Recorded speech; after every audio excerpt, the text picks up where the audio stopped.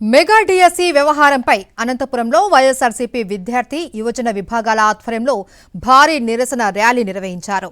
GGH నుంచి Saptagiri circle వరకు rally చేపట్టిన నాయకులు అనంతరం మానవహారం నిర్వహించి నిరసన తెలిపారు. డిఎస్సిలో జరిగిన అక్రమాలపై సీబీఐతో విచారణ జరిపించాలి అని, నైతిక బాధ్యత వహిస్తూ రాష్ట్ర విద్యాశాఖ మంత్రి నారా లోకేష్ రాజీనామా చేయాలి అంటూ మాజీ ఎమ్మెల్యే అనంత వెంకటరామిరెడ్డి డిమాండ్ చేశారు. ఫీజు రియంబర్స్మెంట్, నిరుద్యోగ భృతి వంటి హామీలను వెంటనే అమలు చేయాలి అన్నారు. స్పోర్ట్స్ కోటాలో ఏమాత్రం కూడా స్పోర్ట్స్ నిజమైన కూడా స్పోర్ట్స్ సర్టిఫికేట్ ఆధారంగా కాకుండా కేవలం అసోసియేషన్ ద్వారా వారికి మాత్రమే వారు సర్టిఫికేట్ ఇచ్చుకొని ఈరోజు ఎలా అపాయింట్ చేశారో డిఎస్సిలో వాళ్ళకి కావాల్సిన వారికి.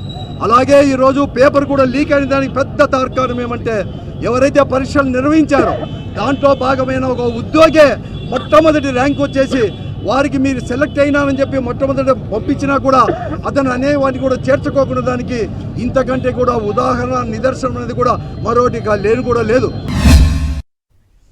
డిఎస్సి ఉద్యోగాల నియామకాల్లో అక్రమాలు జరిగాయంటూ విజయనగరంలో వైఎస్ఆర్సీపీ విద్యార్థి యువజన విభాగాల ఆధ్వర్యంలో భారీ నిరసన ర్యాలీ నిర్వహించారు. విజయనగరం మున్సిపల్ కార్యాలయం వద్ద ఉన్న దివంగత ముఖ్యమంత్రి వైఎస్ రాజశేఖర రెడ్డి విగ్రహానికి నివాళులు అర్పించిన అనంతరం ర్యాలీ చేపట్టారు. ఈ ర్యాలీలో విద్యార్థులు, యువజన నాయకులు పెద్ద సంఖ్యలో పాల్గొన్నారు. డిఎస్సి నియామకాల్లో జరిగిన అవకతవకలకు బాధ్యత వహిస్తూ విద్యాశాఖ మంత్రి నారా లోకేష్ రాజీనామా చేయాలి అని డిమాండ్ చేశారు. కేవలం కొంతమంది మీకు కావాల్సిన వాళ్ళ కోసమో, ఇవాళ కొంతమంది ఎవరైతే కొంత డబ్బు ముట్ట చెప్పిన వాళ్ళ కోసమో ఈ ఉద్యోగాలు అంగట్లో అమ్ముకునే సరుకులాగా అమ్ముకున్నారే తప్ప ఎక్కడా కూడా నిరుద్యోగులకి నిష్పక్షపాతంగా ఒక మెరిట్ ఆధారంగా ఎక్కడా కూడా రాలేదని అనేక సందర్భాల్లో ఇవాళ కేవలం ఎవరైతే పరీక్ష రాసిన నిరుద్యోగ యువతున్నారో వారే అనేక సందర్భాలు అనేక జిల్లాల నుంచి స్పందించారు. దానికి అనుగుణంగా మరి మా పార్టీ అధ్యక్షుడు కూడా అనేక అంశాలు అభ్యంతరాలు లేవనెత్తారు.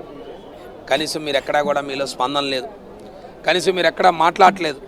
దీంట్లో అనేకమైన ఆరోపణలు వచ్చాయి. దీని మీద ఖచ్చితంగా సిబిఐ ఎంక్వైరీ చేయండి, లేదా ఒక స్వతంత్ర సంస్థతో కానీ ఒక సిట్టింగ్ జడ్జితో కానీ ఎంక్వైరీ చేయండి అని చెప్పి ఇవాళ ఒక ప్రతిపక్ష నేతటువంటి ఈ రాష్ట్రానికి మాజీ ముఖ్యమంత్రి డిమాండ్ చేస్తే కనీసం మీరు పట్టించుకోలేదు. చంద్రబాబు నియమించి చంటిపిల్లకి అన్నం తినిపించినట్టుగా ఆ రోజు కూటమి ప్రభుత్వం యువతకు ఒక ఎర చూపించి ఇంటికి ఒక ఉద్యోగం అని వచ్చిన సంవత్సరంలో 20 లక్షల ఉద్యోగ కల్పనని ఒక ఎరాలా కల్పించలేకపోతే నిరుద్యోగ భృతి 3,000 రూపాయలు అని చెప్పేసి కళ్ళబొల్లి హామీలు అన్ని ఇచ్చి ఈరోజు చేతులు వేసుకుంది. వీళ్ళు చెప్తా ఉన్నారు 2 ఏళ్ళైంది 20 లక్షల ఉద్యోగాలు ఇచ్చామని. ఎక్కడున్నాయి 20 లక్షల ఉద్యోగాలు? మా ఊళ్ళో మా వార్డులో ఓటింగ్ 800 ఓటింగ్, అందులో పక్షంగా 200 మంది నిరుద్యోగులు అలా ఉన్నారు. మా ఇంట్లో సిబిఐకి అప్పచెప్పాలని మేము డిమాండ్ చేస్తున్నాం. అలా లోకేష్ గారు రాజీనామా చేయాల్సిందే. అలాగే నెక్స్ట్ నిరుద్యోగ భృతి అన్నారు. ఈ రోజు 2 సంవత్సరాలు అవుతుంది. 2 సంవత్సరాల్లో నిరుద్యోగ భృతి ఒక్క నెల కూడా ఇవ్వలేదు. ఎందుకు ఇవ్వలేదు అని మేము గట్టిగా డిమాండ్ చేస్తున్నాం గవర్నమెంట్ని. దీని మీద కూడా వెంటనే కూడా గవర్నమెంట్ స్పందించాలి. మరిన్ని అప్డేట్స్ కోసం ఛానల్ ను సబ్స్క్రైబ్ చేయండి. నోటిఫికేషన్స్ కోసం బెల్ ఐకాన్ పై క్లిక్ చేయండి.